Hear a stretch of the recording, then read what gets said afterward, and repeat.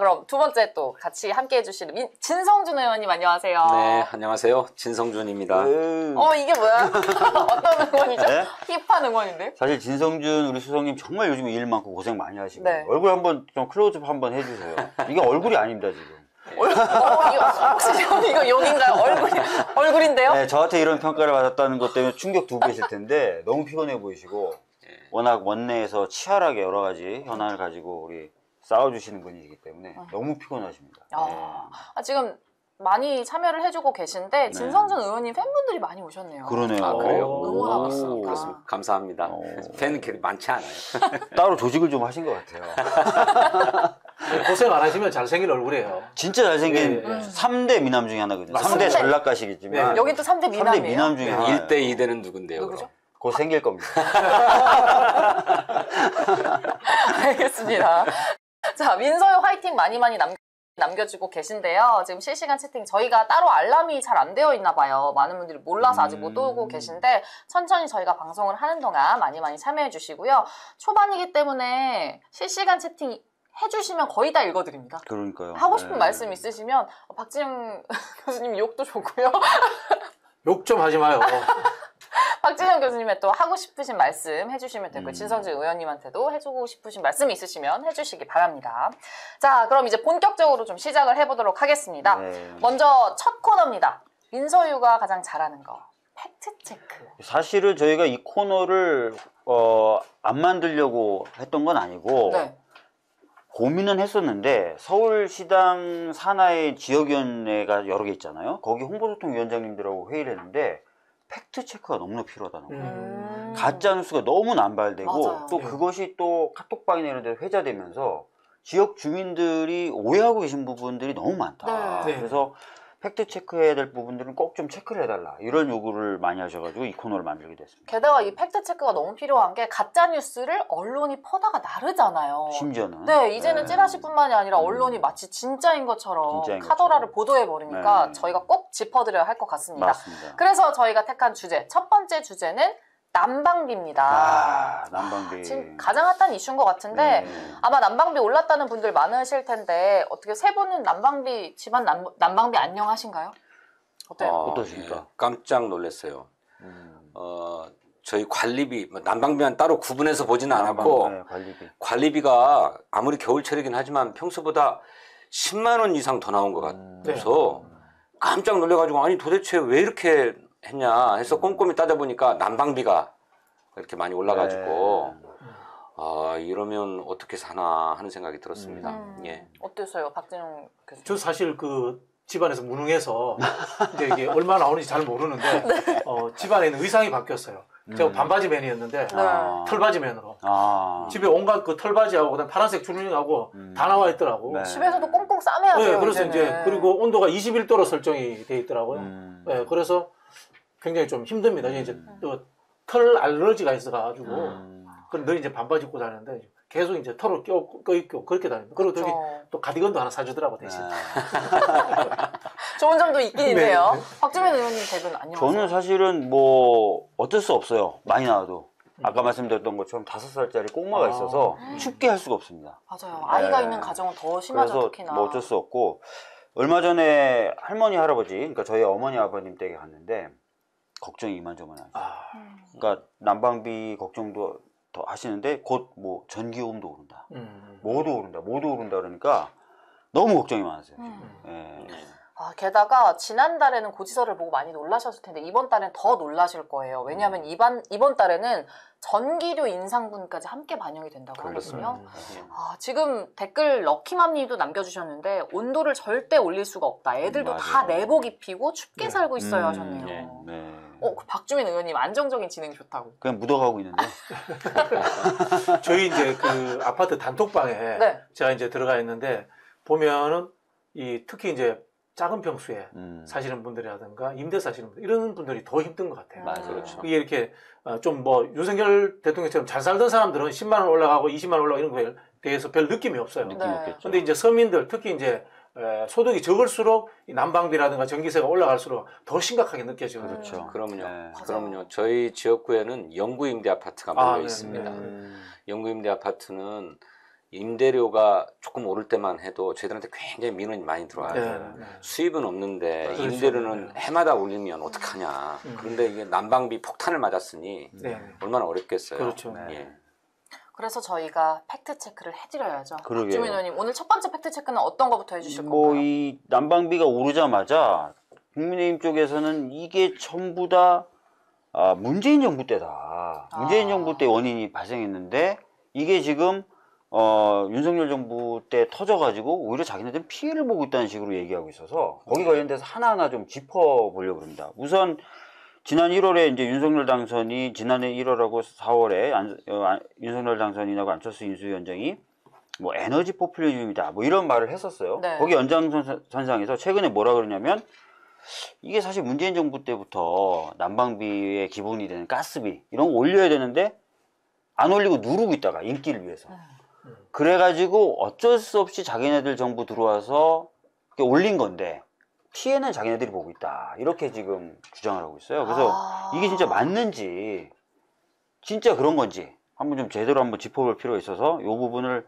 어떻게 보시는지 좀 얘기를 듣고 싶습니다. 네. 일단 뭐 가장 좋은 해결법은 문재인 대통령을 다시 대통령으로 모셔오시면 됩니다. 최고인데요? 최고입니다. 제발. 왜냐하면 문재인 대통령 시절에 안 올랐거든요. 살기 좋았거든요. 그게 최고의 방법인데 이제 따져보자면 이런 것 같아요. 이 가스비라는 게 잘 아시겠지만 장기 계약을 합니다. 네. 그게 한 퍼센테이지가 80대 20으로 알고 있는데 한 10년 단위 또는 20년 단위로 장기 계약을 하는 게 있고 한 20% 정도는 단기 계약을 해서 네. 시장 상황에 따라서 공급을 합니다. 네. 근데 장기 계약을 하는 것은 당연히 이제 에너지니까 안정적으로 공급을 하기 위해서 장기 계약을 하는 거고 단기 계약은 시장 상황에 따라 낮게도 사고 비싸게도 사고 이런 상황이란 말이에요. 근데 문재인 정부 때 2018년도부터 해서 장기 계약을 해서 상당히 많은 비축을 했습니다. 비축을 했는데 이게 문재인 정부 말기 때 가면 가스비가 좀 살짝 올라갑니다. 네. 올라가고 윤석열 정부 때 초반에 올라갑니다. 네. 자, 그러면 앞에서 말씀드린 것처럼 20%의 유동성이 있는 구입하는 게 있잖아요. 근데 그 전략을 윤석열 정부 들어서서 세우지 못한 거예요. 지금 국제 가스 가격은 굉장히 떨어져 있습니다. 있죠. 문재인 정부 때보다도 거의 한 반토막 정도로 떨어져 있어요. 네. 그러면 제가 앞에서 말씀드린 것처럼 20%의 유동성이 있는 20%에 해당되는 것을 윤석열 정부가 들어와서 한 3개월 정도 지난 다음에 계획을 세워서 빨리 구입을 하면 됩니다. 근데 구입을 안 한 거예요. 그게 또 문제가 되는 거예요. 그리고 또 더 웃기는 건 뭐냐면은 그런 상황에서 국내 가스 비용을 또 올렸어요. 그러다 보니까 지난 그 윤석열 정부 들어서고 2022년도 마지막 4분기에 가스공사의 수입이 엄청나게 올랐습니다. 문재인 정부 때 비교해가지고 한 30% 가까이 수익을 높여버렸어요. 네. 이게 뭡니까? 국제 가스비는 떨어졌는데 국내 가스비는 올렸다. 전형적으로 윤석열 정부 들어서서 가스공사 탓인 거예요. 이 정부는 정말 인정은 안 하고 계속 전 정부 탓, 남 탓만 계속해서 하고 있잖아요. 진성준 의원님은 어떻게 보셨어요? 그래서 아까 우리 박주민 의원님 말씀하신 것처럼 국민의힘이 문재인 정부의 에너지 포퓰리즘 때문에 에너지 가격을 올리지 않고 있다가 그 인상 요인이 누적되어서 할 수 없이 윤석열 정부 때 올렸던 거다 이렇게 얘기하고 있는데 천만의 말씀입니다.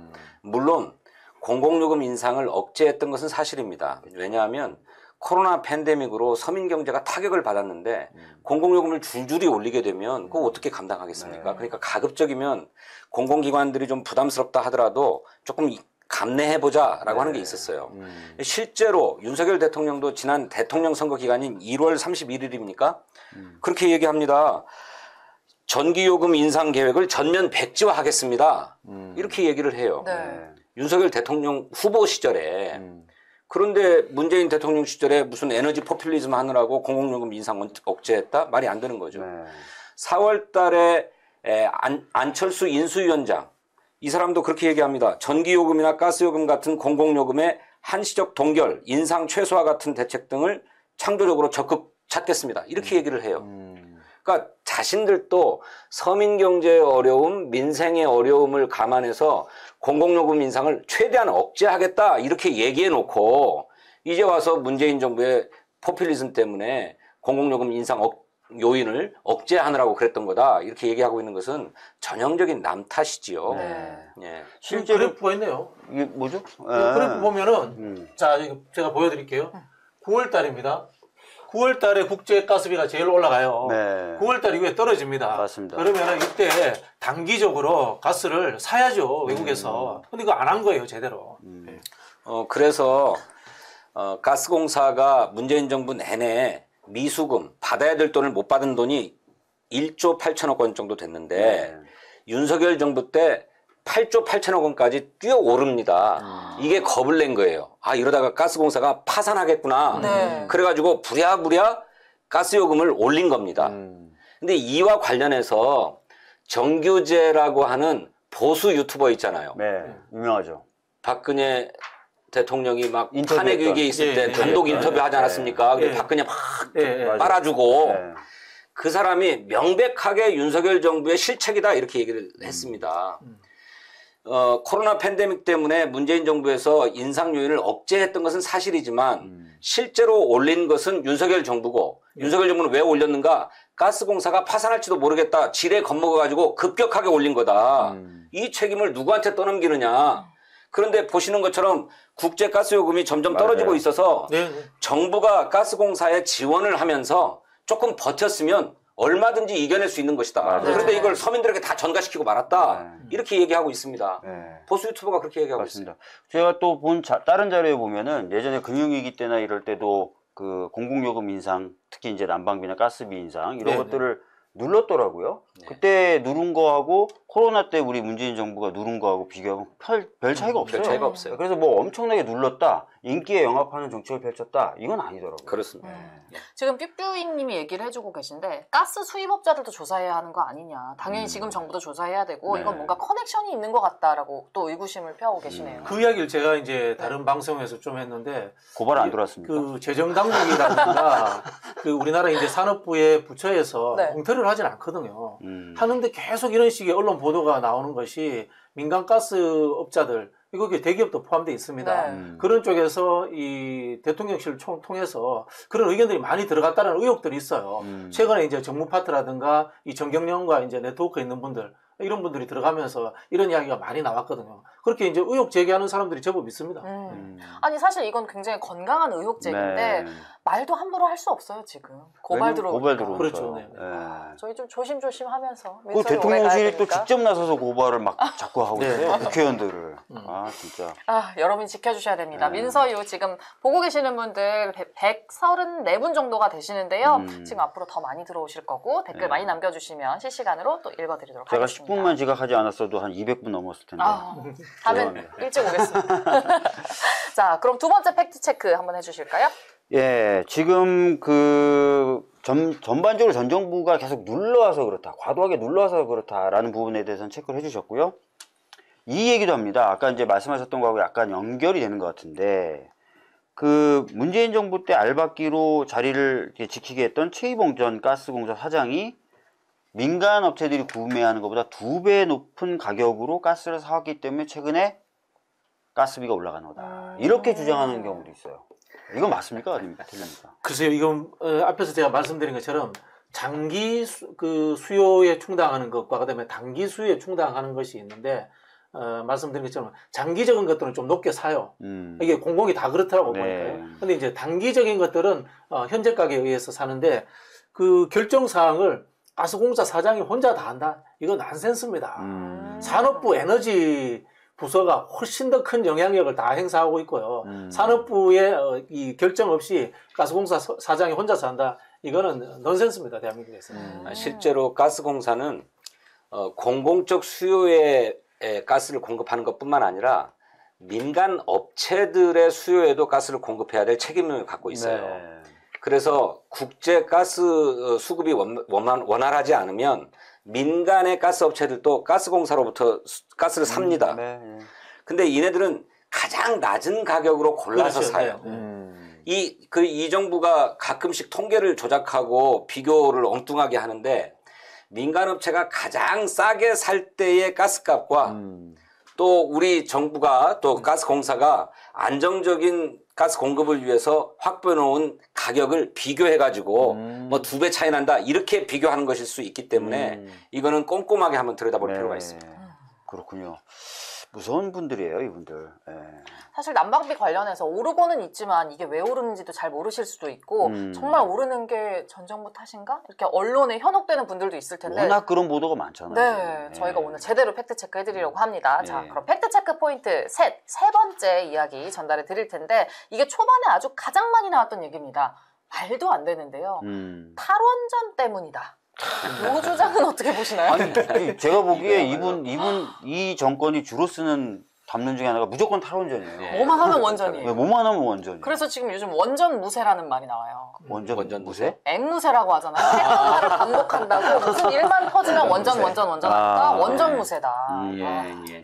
어떻게 보셨어요? 아니 우리 의원님 그 청와대에 계셨지만은 솔직히 말씀드려서 우리 탈원전 한 적 없잖아요. 없죠. 탈원전 한 적 없어요. 제대로 한 적이 없어요. 예, 못했죠. 앞으로 계획되어 있는 원전을 더 이상 짓지 않겠다 했을 그렇죠. 뿐이지 네. 현재 유지되고 있는 원자력 발전은 계속 유지했죠. 맞아요. 네. 탈원전 한 적이 없습니다. 그렇습니다. 그래서 발전량도 그렇고 발전 설비도 그렇고 전혀 줄지 않았어요. 맞아요. 그것 때문에 전기요금이 인상되거나 가스요금이 인상될 요인이 전혀 없었던 거죠. 맞습니다. 2022년도 원전 가동률이 역대 최고입니다. 네. 그리고 그 전력 대비 원전에서 분담했던 것이 37%로 제일 높았습니다. 맞아요. 뻥입니다. 뻥. 원전 탓을 할 수가 없네요. 네, 원전 잘 돌아가고 있습니다. 그런데 이관섭 국정기획수석은 난방비 폭탄의 해법이 원전 강화다 이런 얘기를 했단 말이에요. 그 사람 교원 영색하는 사람입니다. 교원 영색 좀 너무 어려운 말인가? 네, 좀 쉽게 해주세요. 그런 어려운 말하면 못 알아듣는. 듣는 윤석열 정권도 있는데 좀 쉽게. 거짓말하는 사람입니다. 이거는 제가 좀 더 말씀드릴 수 있는 게 제가 대정부 질문 때 총리를 좀 나오라 그래서 네. 원전 문재인 정부 때 발전량 줄었냐, 발전 전체 량에서 차지하는 비중 줄었냐, 아니라는 취지의 답변을 했습니다. 그렇죠. 네. 그렇죠. 그럴 수밖에 없어요. 예. 사실 그런 데이터가 거거든요. 나오는데요. 뭐. 예. 이 이야기도 말도 안 되는 이야기인 게 원전을 어떻게 강화합니까? 원전을 뭐 하루 이틀 만에 지어요? 그게 그러니까요. 네. 짓는데 최소한 10년, 5년씩, 10년씩 걸립니다. 네. 그리고 또 이거 원전 가동률 높인다고 하는데 이미 가동률 최고치입니다. 그러니까요. 원전은 보통 한 80% 정도, 85% 최대치 가동을 하거든요. 네. 네, 그렇게 효율성도 제일 높고 그다음에 안전성이 부담이 있단 말이에요. 계속 그렇게 해오고 있습니다. 게다가 지금 전 세계가 탈원전을 외치고 있을 때 재생에너지. 왜 우리나라만 원전을 외치고 있어야 하는지 그러니까요. 정말 그러니까 답답하네요. 거꾸로 가는 정부죠. 그래서 어떤 분들은 후진 정권이다 이렇게 규정하기도 하더라고요. 중의적 의미가 있네요. 네. 뒤로도 가면서 후지기도 하다. 후진 정권. 그래서 최근에 우리 당대표님이 그 한국판 IRA가 필요하다라고 얘기를 했고요. 네. 그러니까 재생에너지를 굉장히 강조하겠다는 거죠. 네. 제가 깜짝 놀란 게 오바마 대통령 퇴임 연설을 읽다 깜짝 놀랐는데 오바마 대통령이 퇴임하면서 아쉬운 점 몇 가지를 얘기합니다. 자기가 못했던 거, 노조를 강화하지 못했던 거, 산업이 계속 전환되는데 필요한 교육 시스템을 제대로 구축하지 못한 거, 재생에너지 비중을 충분히 늘리지 못한 거. 근데 이제 바이든이 딱 등장해서 그걸 하잖아요. 예. 네. 재생에너지 비중이 늘린다는 건 여러 가지 의미가 있지 않습니까? 에너지가 좀 독립적으로 해결된다는 거, 네. 외국과 또는 국제정세의 의존을 덜 받는다는 거고, 재생에너지는 사실 원가가 거의 제로 아닙니까? 네. 그렇죠. 그러니까 인플레이션이 이런 부분을 줄일 수 있고, 그래서 재생에너지 강화를 했었어야 되는데, 내가 좀 못했어. 그랬더니 바이든이 들어와서 바로 지금 하는 거예요. 네. 근데 우리는 원전. 그 재생에너지 얘기는 제가 조금 잠깐 드리고 네. 싶은데 예. 산업에너지가 당장 어려우면은 생활에너지부터 하는 방법들을 찾아야 돼요. 보통 이 에너지 선진국들 보면은 우리는 엄청 대규모로 지어가지고 신재생이 당장 될 것 같은데 그거 쉽지 않거든요. 네. 그러면 어떻게 해야 되느냐? 내 집은 제로 에너지를 내 집에서 바로 해결한다. 조그마한 전열팔 달고 그다음에 뭐 물 모이는 거 서로 이제 재생해서 쓸 수 있고 네. 이런 것들을 선진국에서는 지자체 단위에서 커뮤니티 개념을 상당히 많이 해요. 아니 그래서 소형 태양광 같은 거 해야 맞아요, 됩니다. 맞아요. 예, 맞아요. 그런데 소형 태양광 지원 사업 싹 다 끊어버렸잖아요. 그러니까요. 큰일이에요. 예, 네. 큰일이에요. 우리나라만 거꾸로 가는 것 같아서 정말 답답해 하시는 분들 많을 텐데요. 지금 158분 함께 해주고 계시고요. 계속해서 지금 댓글 남겨주고 계십니다. 네. 감사합니다. 태양열이 보급될수록 발전사업 대기업이 망한다. 예, 아까 보니까 어떤 분이 우리 송 아나운서님 출연료를 2배로 올려달라고 이렇게 얘기하시는데 뭐 친척이신가 봐요. 저희 부모님이 보고 계십니다. 감사합니다. 지금 방송 시간대가 저녁 시간대여서 좀 아쉽다 이런 말씀을 해주시네요. 그렇군요. 저녁 시간대 뉴스 보지 마시고요. 뉴스 가짜뉴스 너무 많으니까 민서유 보세요. 네. 금요일 저녁 민서유 6시에 만나 뵙고 있습니다. 심야에 해야 되는 게 아닌가? 오. 지금은 뭐 퇴근 저희들이 그래서 그런 것도 고민하고 있습니다. 예. 밤에 좀 늦게 편안하게 맥주 한잔 하시면서 보실 수 있게 네. 좀 더 19금 좀 섞고 이래가지고. 그럼 저희 원하시는 바가 확실하군요. 아니, 저희도 농담이에요. 그러면 한 잔씩 하면서 방송할 수 있는 건가요? 네, 뭐 모르겠습니다. 계속 앞에서 계속 X 표시는 안 된대요. 알겠습니다. 조금 더 고민을 해보도록 하겠습니다. 자, 그러면 지금 윤석열 정부는 과연 계속 저희가 뒤로 가고 있다 하는데 어떤 대책을 내놨을지 한번 영상을 준비해봤는데요. 자, 어제 민주당 정책조정회의에서 김성환 정책위의장의 발언 영상으로 한번 준비했습니다. 함께 만나보시죠.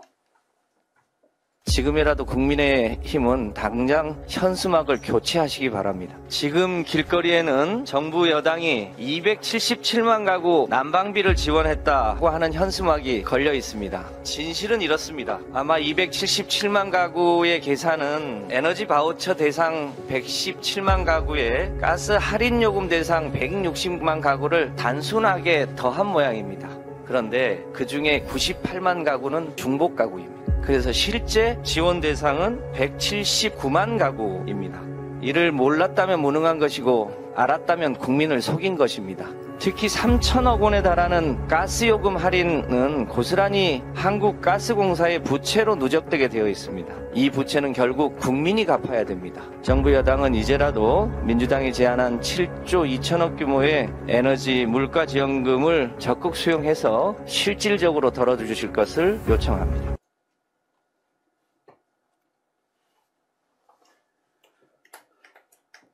네, 영상 만나봤습니다.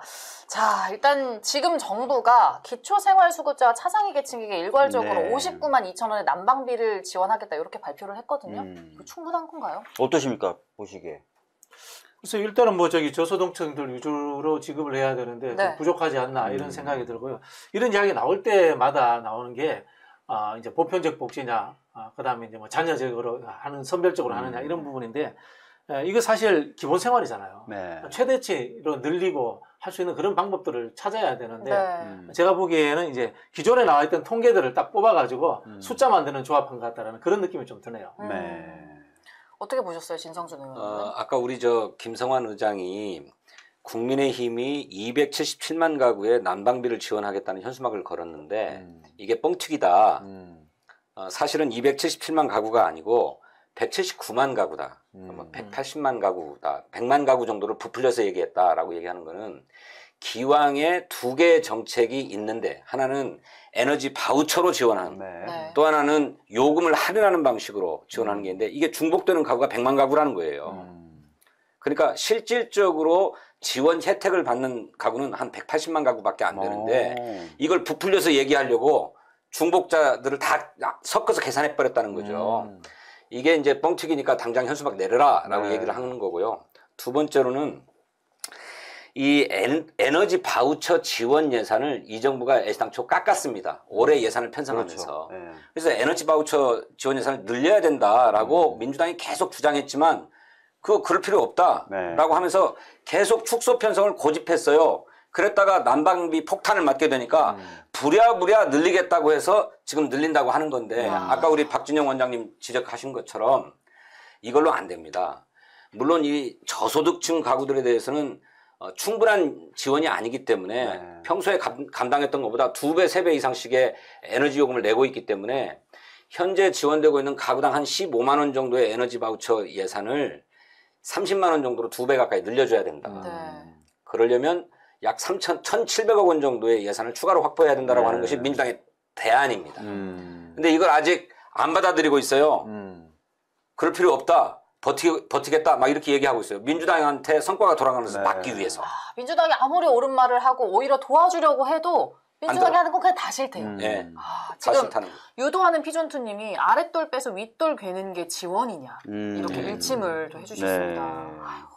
그 두 번째 얘기가 이제 그 얘기인데 김성환 의장 하는 얘기가 정부가 이게 저소득층 가구들에게 전기요금 등을 할인해주겠다, 가스요금을 할인해주겠다고 하는데 이 할인되려면 그만큼 가스공사에 적자가 쌓이는 거니까 그걸 지원해줘야 되거든요, 정부가. 지원 예산은 마련하지 않고 이걸 어디서 메꿀 거냐? 내년에 가스요금 올려서. 뭐예요? 그건 뭐예요? 올해는 깎아주지만 내년은 더 올리겠다 이런 얘기잖아요. 조삼모사도 이런 조삼모사 이것도 어려운가? 너무 어려워요. 이런 것도 없는 거죠. 예. 내년 인상분을 당겨서 이번에 주는 거다. 금도끼, 은도끼님이 또. 참나 진짜 황당하네요. 근데 사실은 제가 알기로도 영국, 독일, 뭐 일본 이런 다 지금 에너지 가격 폭등에 대비해서 국가가 재정 정책을 펼치고 있거든요. 그렇습니다. 에너지 지원금 막 주고 있어요. 주고 있어요. 네. 그리고 뭐 일본 같은 경우도 진짜 제가 알기로는 한 1가구당 75만 원 정도까지 예산을 지원하겠다고 지금 미루고 있는데 우리나라 왜 이렇게 하는지 참 우리나라는 뭐 추위에도 강하다 이렇게 생각하면 참 답답하네요. 아니면 내년에는 혹시 안 하시려고 뭘 안 해요. 아니 그래서 이걸 심각하게 느꼈나 봐요. 선진국 수준은 절대 안 가려고 그죠. 윤석열 대통령도 중산층까지 에너지 지원을 확대해야 된다고 얘기를 했어요. 그런데 재원 마련 대책이 없으니까 기획재정부는 검토한 바 없다 이렇게 얘기했어요. 대통령이 얘기하는데도 안 해.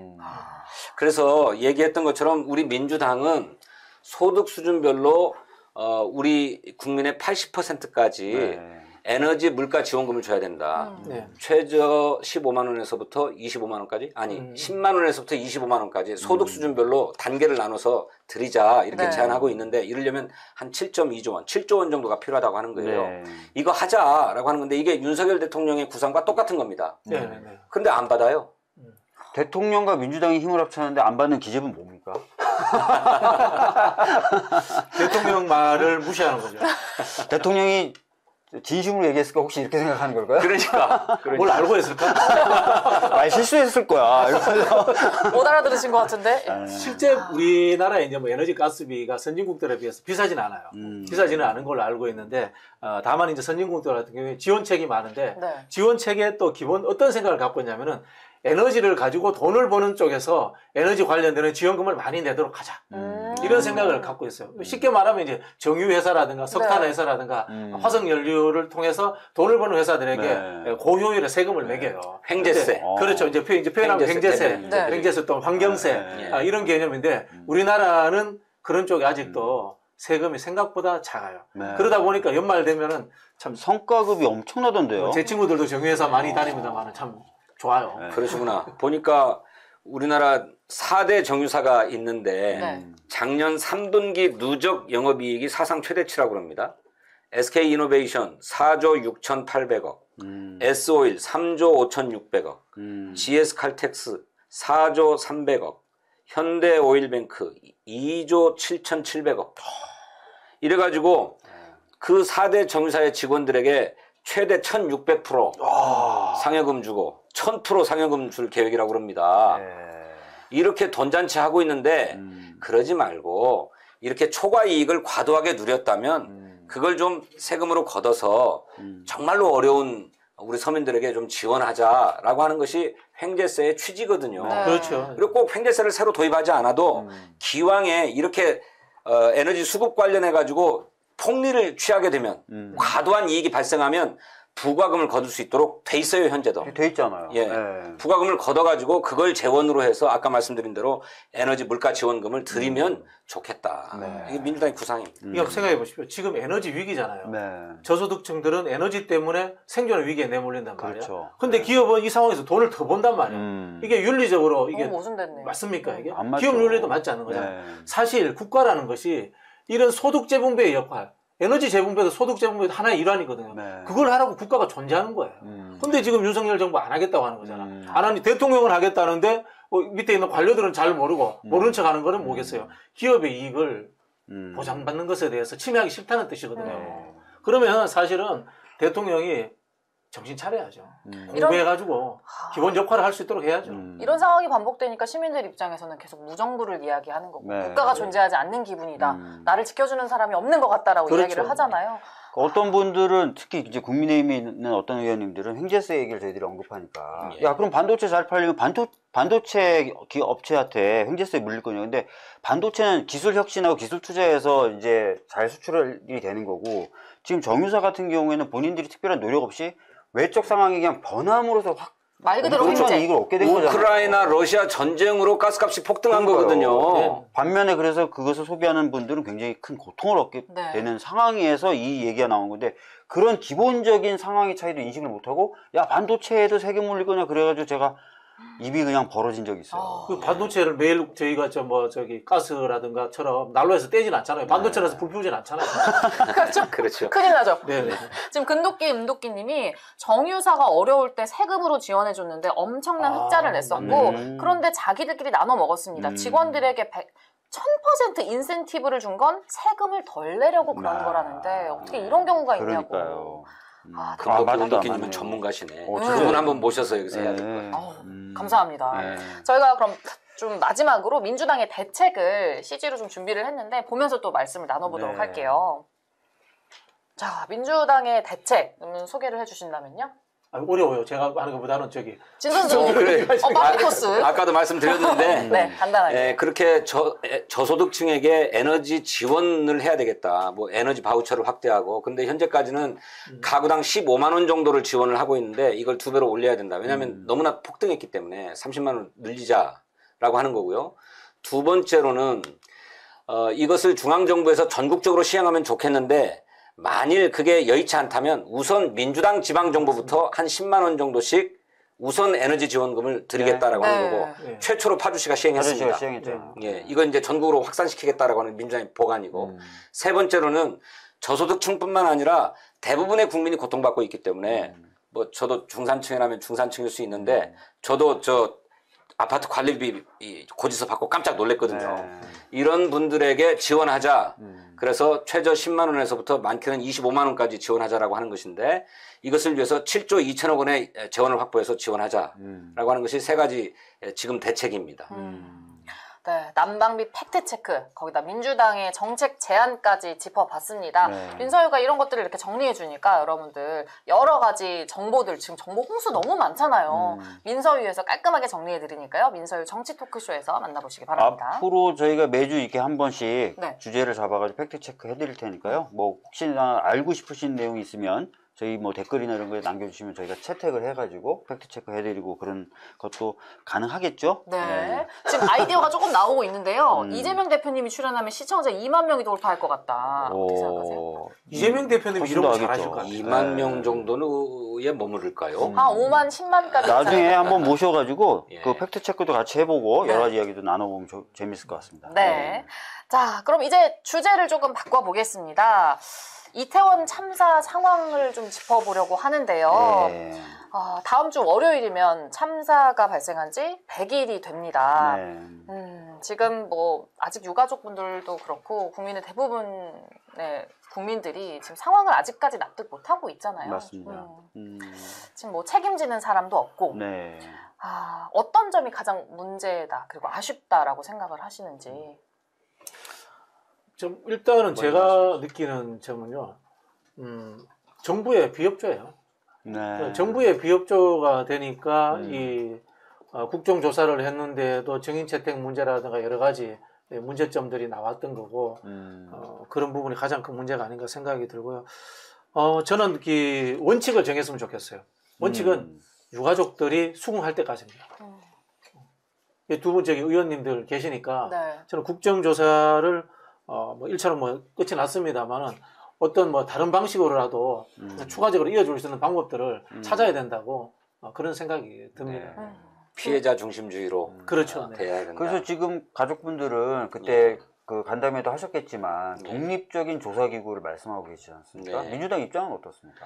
예, 필요하다는 것입니다. 저희들이 이번에 국회에서 국정조사를 했지만 그 국정조사에 참여했던 국정조사 위원들 모두가 독립적인 재난조사기구가 필요하다.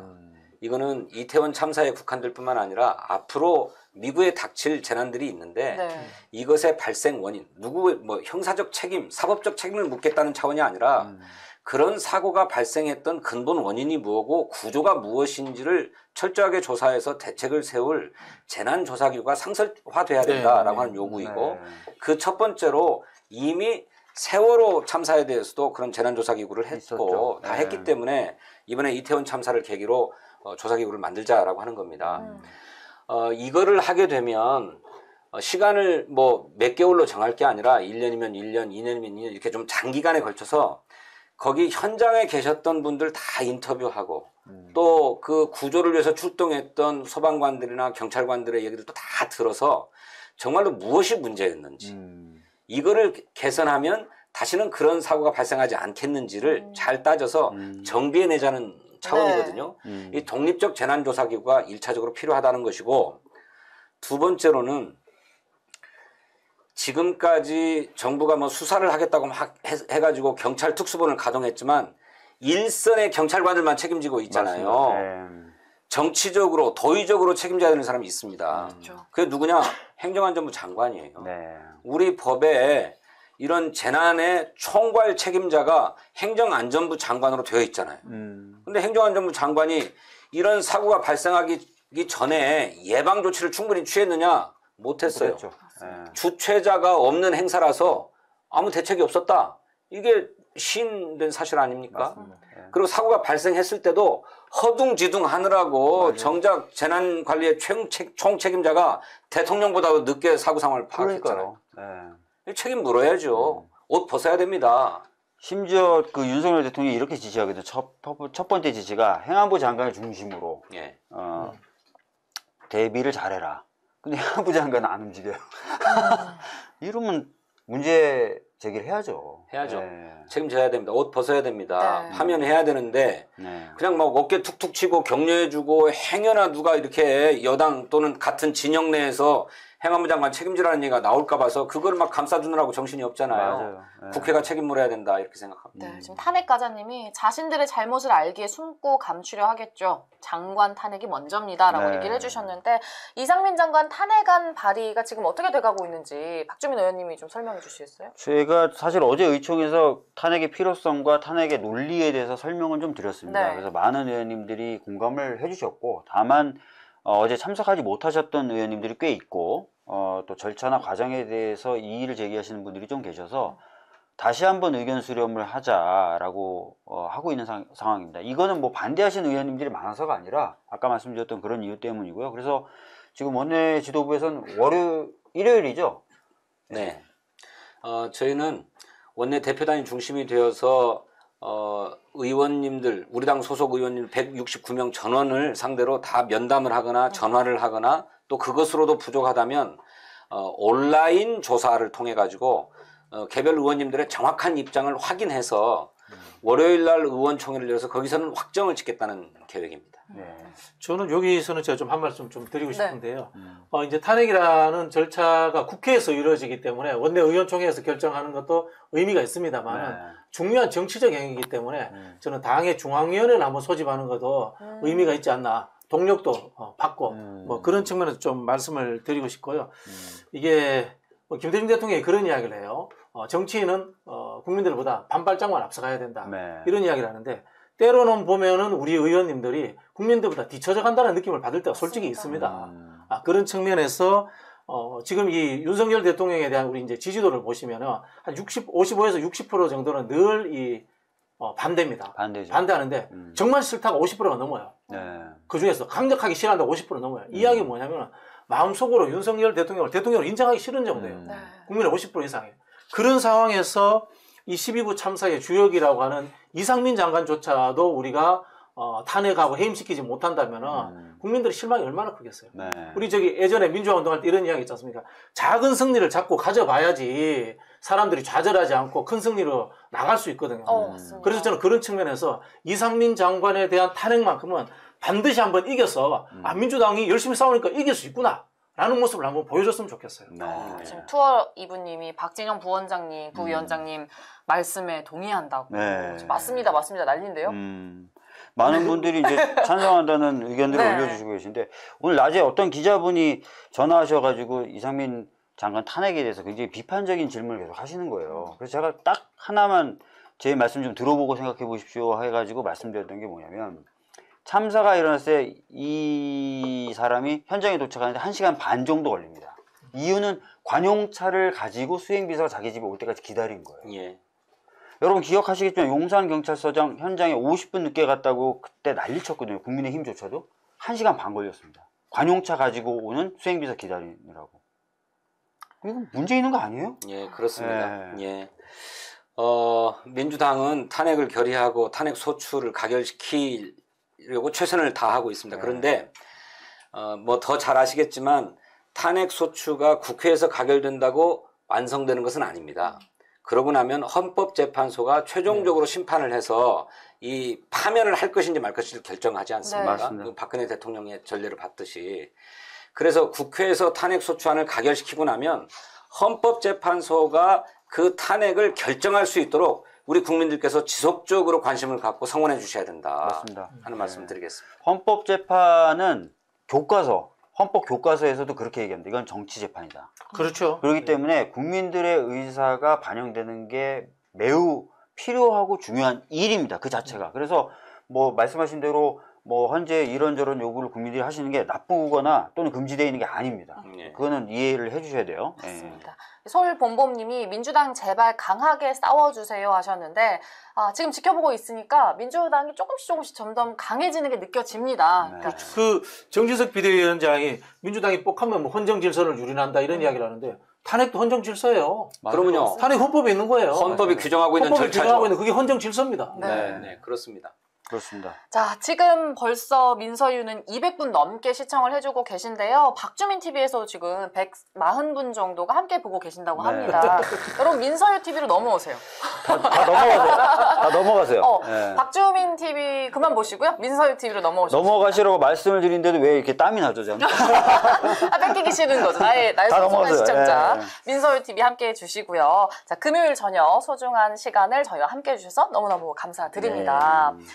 이제 두 분에게 또 인사를 드려야 될 것 같습니다. 진성준 의원님. 네. 아니라고 또 얘기하시는데 뭐 두 분이 아니라 진성준 수석님은 가시는 거고. 진성준 의원님만 가시고. 저는 안 갑니까? 네, 안 가시는 거예요. 조금 더 계셔주셔야겠습니다. 불금인데. 조금만 더 함께 해주시고요. 진성준 의원님 앞으로도 계속 자주 나와주실 거죠? 뭐 기회가 닿는 대로 그렇게 하겠습니다. 네. 예. 오늘 감사했습니다. 네, 감사합니다. 네, 감사합니다. 네.